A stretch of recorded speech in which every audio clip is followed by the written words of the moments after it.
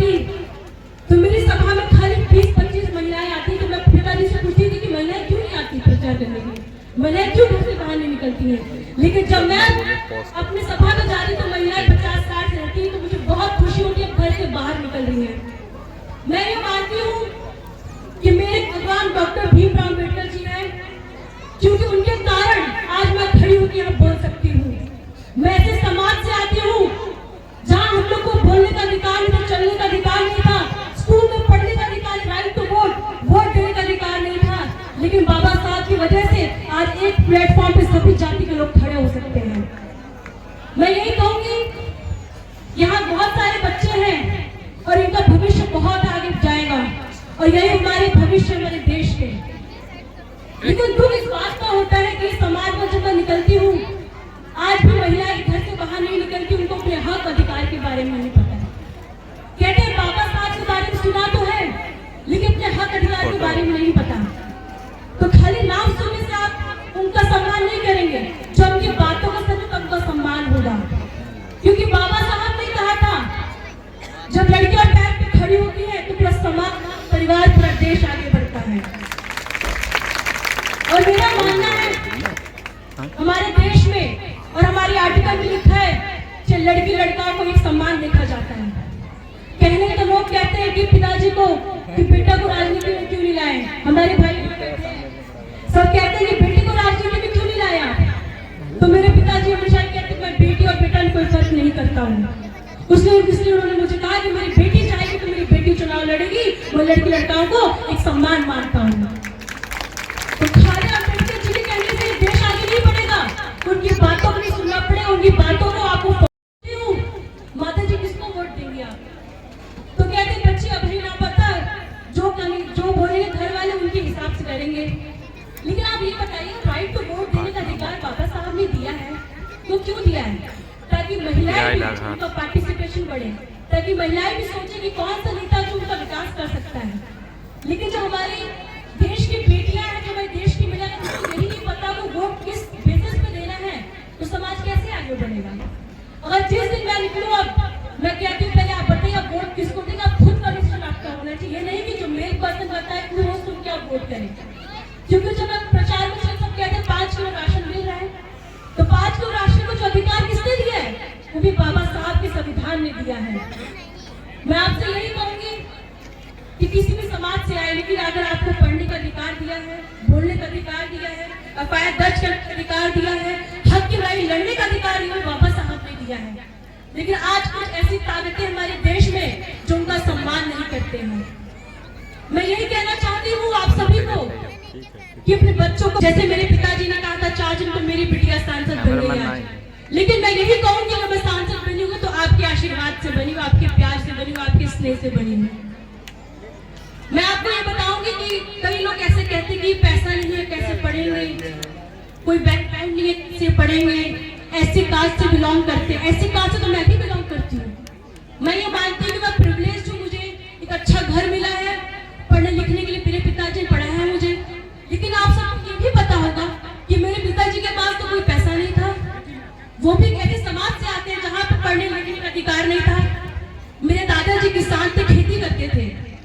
मैं आपको स्टोरी इसलिए सुनाती हूँ कि जो लोग सोचते हैं कि मैं बहुत कमजोर हूँ, मैं ऐसे छोटे दलित से आके अभी ऐसी कास्ट से बिलोंग करती हूँ, ऐसी कास्ट से बिलोंग करती हूँ, ओबीसी से बिलोंग करती हूँ, किसी बैकवर्ड कास्ट से बिलोंग करते हैं, वो मैटर नहीं करता। आपकी विलिंग पावर होनी चाहिए, आप में हिम्मत होनी चाहिए प्रॉब्लम्स को फेस करने के लिए। मेरे पिताजी जब बताते थे बेटा मैं हमेशा मुंबई जाके नौकरी किया करता था, क्योंकि मेरे दादाजी को किसान खेती किया करते थे। जब हमारे पिताजी स्ट्रगल कर रहे थे उस हमारे जो दादा दादी उनकी डेथ हो गई थी, तो कहते थे कि बेटा मैंने वॉचमैन की ड्यूटी भी की है, लेकिन मैं सोचा था कि कोई छोटी नहीं होती है। अगर आपको जिंदगी में आगे बढ़ना है तो आपको हर नौकरी करनी चाहिए, क्योंकि हर इंसान को दो वक्त की रोटी चाहिए होती है।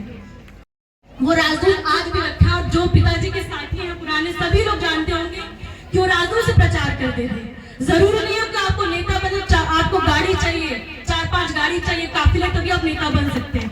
आपको जुनून होना चाहिए, आपको समाज बदलने का जुनून होना चाहिए। आपने तो 99-98 को पहला चुनाव लड़े थे वो, तो राजदूत से प्रचार किया करते थे। यहाँ बहुत सारे अंकल हैं, घूमते भी थे, तो उनके पास उस समय पैसे नहीं थे, तो बिना पैसे के बिना गाड़ी के चुनाव लड़ा और चुनाव जीते भी थे। लेकिन कुछ वजह से सरकार की तो चुनाव हार गए थे कि 99 में पहले फिर चुनाव लड़े। तो उन्होंने कहा था कि दूसरा चुनाव लड़ने में पैसा चाहिए, जेब में खाली 100 रुपए था, चुनाव कैसे लड़े। तो कहते हैं बेटी जब जब मेरे पर मुसीबतें आती मैं सोचती बाबा साहब मेरे साथ खड़े हैं, उसने कभी अपनी हार नहीं मानी। और जब मैं उनके बारे में सोचती हूँ कि उनके पास तो कुछ नहीं था, आज उनके पास बहुत कुछ है, तो मेरे पास तो बहुत कुछ दिया, तो मैं क्यों नहीं संघर्ष कर सकती, मैं क्यों जनता की सेवा नहीं कर सकती। तो आपकी बेटी बहन ने बचपन में सोच लिया था कि मेरे पिताजी का जो सपना है कि उनकी तरह उनकी बेटी भी समाज सेवा करे, तो मेरे बचपन का सपना था, मेरी जनता ने पूरा किया, उसके लिए बहुत बहुत धन्यवाद। मैं आपको इसलिए स्टोरी बताया मैंने कि हर घर में एक व्यक्ति जो आगे निकलता है, अपने माँ बाप का नाम रोशन करता है। मेरे घर में, मेरे पूरे परिवार में पिताजी पहले ऐसे व्यक्ति हैं जो पूरे फाइनेंशियली स्ट्रांग हुए, अपने संघर्ष से आगे। और उन्होंने कभी ये नहीं सोचा कि मैं चुनाव हार गया हूं तो वापस चुनाव नहीं लड़ूंगा। उन्होंने ये सोचा कि अगर मेरा विल है, अगर मैं चुनाव लड़ना चाहता लड़ूंगा, जीतूंगा भी।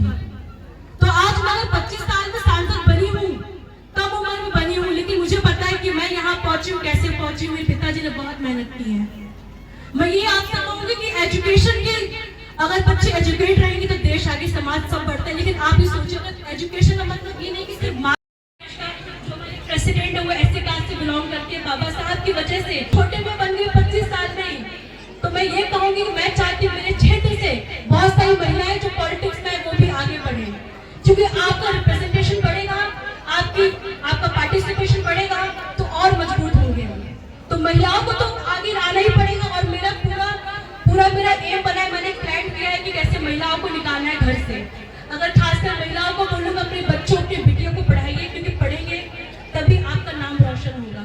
और पढ़ाई सबसे जरूरी मस्ट है, पढ़ाई के बिना आपके बच्चे आप कहीं आगे नहीं जा पाएंगे। बच्चों को पढ़ाइए, चाहे बाहर भेजना पड़े बाहर भी भेजिए, लेकिन एजुकेशन मस्ट है। मैं यही कहूंगी आप सबसे कि छोटे मोटे बच्चे जितने बैठे हैं यहाँ पे, आप सभी को अच्छे से पेरेंट्स अपने टीचर का मान सम्मान रखना है कि वही है जो आपको सही राह दिखाते, वही है जो आपको बताते हैं जिंदगी में क्या करना है। तो अपने माता पिता का मान सम्मान करिए। और आप सबके भगवान, आपके माता पिता ही भगवान है जो आपको इस दुनिया में लेके आते हैं, जो आपके लिए सब कुछ करते हैं। तो मैं तो मेरे लिए भगवान तो मेरे माता पिता जो बाबा साहब को मैं मानती हूँ, और आप सभी को बाबा साहब को भगवान मानना चाहिए, क्योंकि उनकी वजह से हमारा देश सुरक्षित है। और आज